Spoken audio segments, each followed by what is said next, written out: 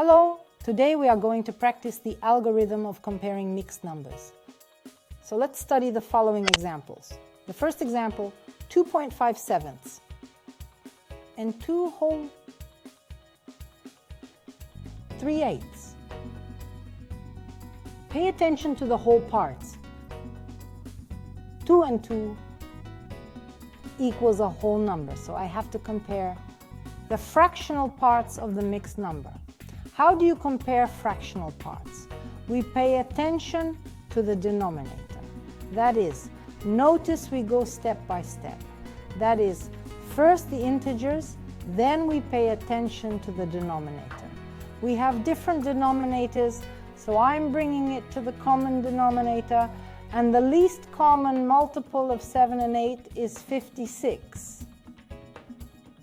The result is an additional multiplier of 8, an additional multiplier of 7, and so I get the following mixed numbers. 2 whole 40 don't touch, guys, the whole part. So 8 times 5 is 40, 8 times 7 is 56, and 2 whole ones, 7 times 3 is 21, and 7 times 8 is 56. The result is these mixed fractional numbers. And obviously, if the whole numbers are equal, I compare the fractional numbers, and 4056 will be greater than 2 whole 2156. By the way, if I need to compare the mixed number 2.57 and a simple whole number, that is 8, I will naturally compare only the whole part.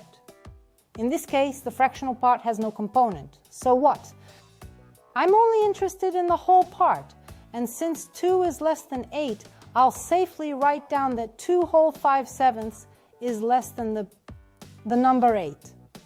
Now, the next example that I'd like to give you is 5.13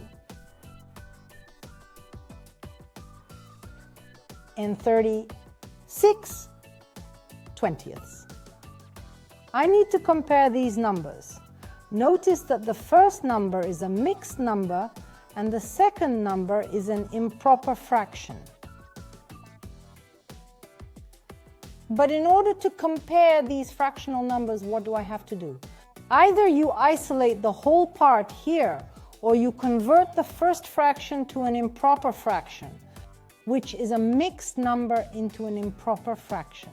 Well, let's go through both ways. So I convert to an improper fraction, I get 16/3 and I need 36/20.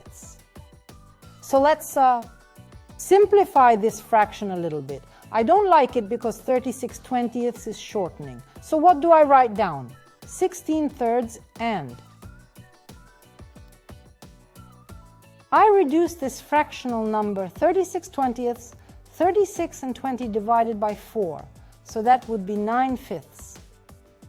Well, now again we turn our attention to the denominators. Denominators we have different. Let's bring an orally.